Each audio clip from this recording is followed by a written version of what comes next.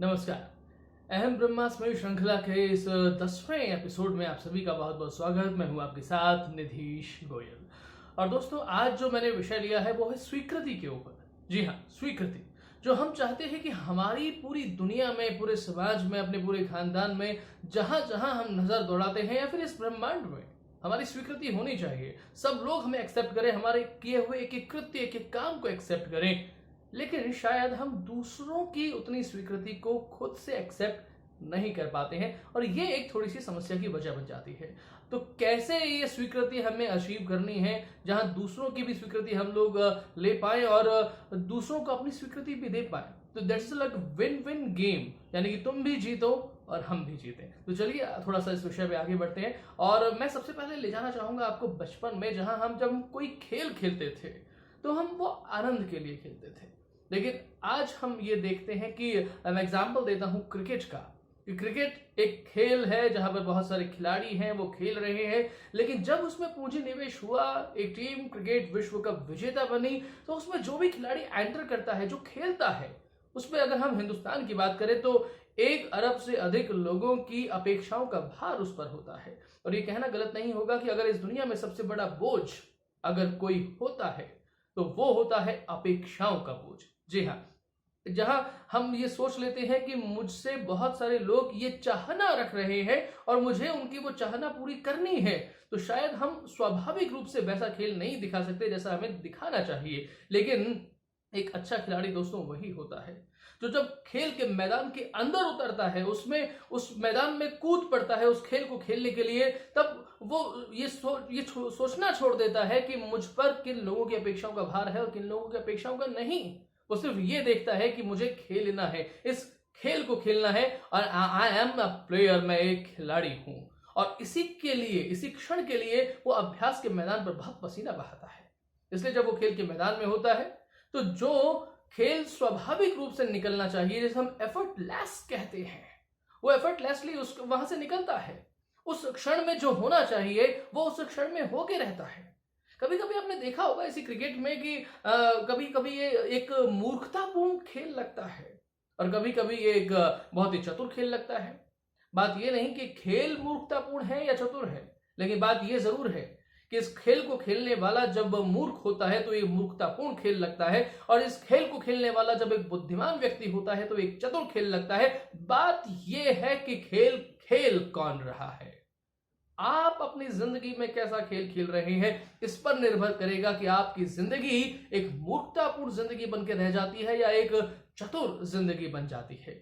आगे बढ़ते हैं कि वो बुद्धिमान व्यक्ति जो इस खेल को चतुर बना देता है, उसमें विनम्रता के बिना ये बुद्धिमानी आ सकती है या नहीं आ सकती।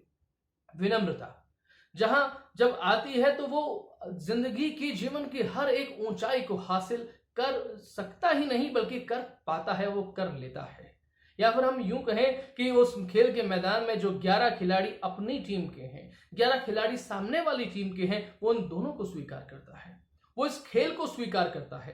वो जिस भी खेल के मैदान पर उसे उतारा जा रहा है, चाहे वो मोहाली का मैदान हो या मेलबोर्न का मैदान हो या वो लंदन का ओवल क्रिकेट ग्राउंड क्यों ना हो, वो हर एक चीज को स्वीकार करता है और उसके बाद वहां पर उतरता है, यानी कि पूर्ण स्वीकृति देता है। वो ये नहीं कहता कि इस खेल में सामने वाली टीम के ये नहीं बल्कि ये खिलाड़ी होने चाहिए थे। वो इस बात पे जुगत नहीं लगाता कि इनमें से कौन से खिलाड़ी को मैं रिटायर हर्ट कर दूं या ऐसा कुछ कर दूं। वो चालाकी नहीं करता, क्योंकि चालाकी और चतुर में जरा अंतर होता है।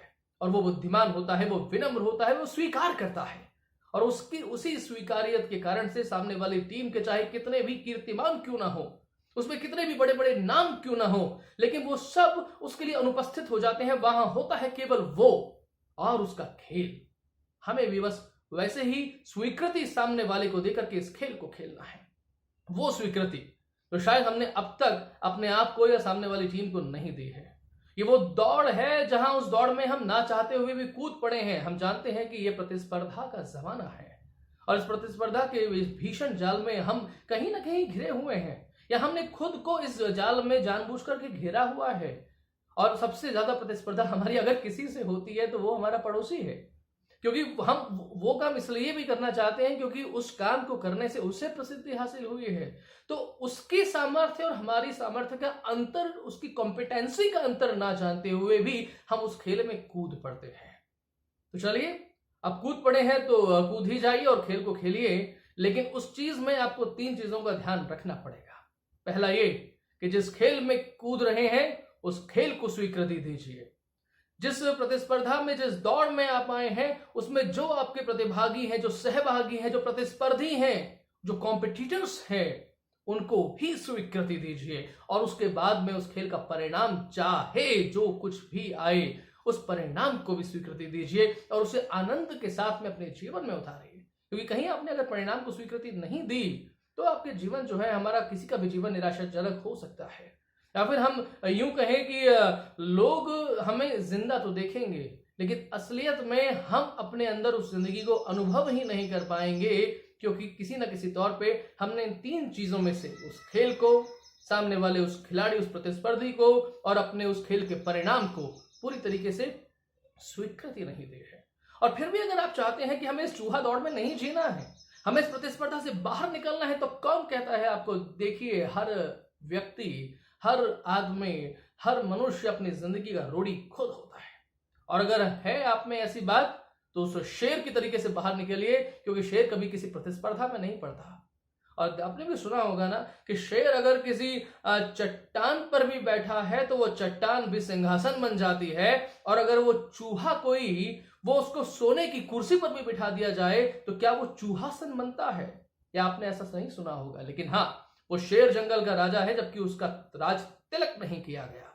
लेकिन अपने आप को शेर समझने से कुछ नहीं होगा, शेर साबित करना होगा। और शेर साबित करना होता है तब जब आप जो चीज चाहते हैं उसे जीवन की सच्चाई बना लेते हैं, उसे अपना जीवन बना लेते हैं और उसे जीवन बना करके अपने आप को उसमें समर्पित कर देते हैं। तब केवल आप अपने आप को शेर के तरीके से, शेर के मानिंद नहीं पाते, बल्कि एक्चुअली दुनिया आपको उस शेर के तरीके से समझ लेती है। 2 ऑप्शंस, 2 विकल्प आपके सामने, जो मैंने आपके सामने प्रस्तुत किए हैं। पहला ये कि अगर उस चूहा दौड़ में, उस प्रतिस्पर्धा में आप शामिल हैं तो भी आप जीवन आराम से जी सकते हैं, लेकिन 3 चीजों को स्वीकृति दीजिए। पहला, उस खेल को, उस प्रतिस्पर्धा को। दूसरा, उस खिलाड़ी को, सामने वाले जो खेल रहा है, यानी कि उस प्रतिस्पर्धी को। और तीसरा, उस खेल का, उस प्रतिस्पर्धा का जो भी परिणाम आने वाला है, चाहे वो नेगेटिव है या पॉजिटिव, वो जीत का है या हार का, लेकिन उस परिणाम को हमें एंजॉय करना है। That is the 3rd point. उसके बाद में वो चूहा दौड़, वो प्रतिस्पर्धा भी आपके लिए कोई परेशानी का सबब नहीं बनेगी, लेकिन स्वीकृति देनी होगी। और ये नहीं चाहते हैं तो चलिए, उस शेर के मानिंद निकलिए और इस दौड़ से बाहर निकलिए और अपनी चाहत को अपना जीवन बना लीजिए, जीवन की सच्चाई बना लीजिए और समर्पित हो जाइए उसकी ओर। फिर देखेंगे इस जिंदगी में जो कुछ आप चाहते हैं वो सब कुछ आपको मिलने वाला है। वो कहते हैं ना कि कौन कहता है कि आसमां में सुराख नहीं होता, एक पत्थर तो तबीयत से उछालो यारो, देखते हैं क्या नहीं होता। यही सब हमारी जिंदगी में हो सकता है। समर्पित करना होगा, स्वीकृति देनी होगी हर इस चीज को जो हमारी जिंदगी में आती है। तो आज के इस वीडियो में इस विषय के लिए इतना ही। अगर आपको ये विषय अच्छा लगा है, ये वीडियो अच्छा लगा है, तो जरूर कमेंट बॉक्स में अपने सुझाव मुझे लिख करके भेजिएगा। मैं आगे के एपिसोड्स में उस पर कुछ बात करने की कोशिश करूंगा। और साथ ही इस चैनल को भी सब्सक्राइब कर लीजिए, लाइक कर लीजिए, बेल आइकॉन पे आप दबा सकते हैं जिससे नोटिफिकेशन आपको तुरंत प्राप्त हो जाए। तो आज के विषय में अभी तक के लिए इतना ही। धन्यवाद।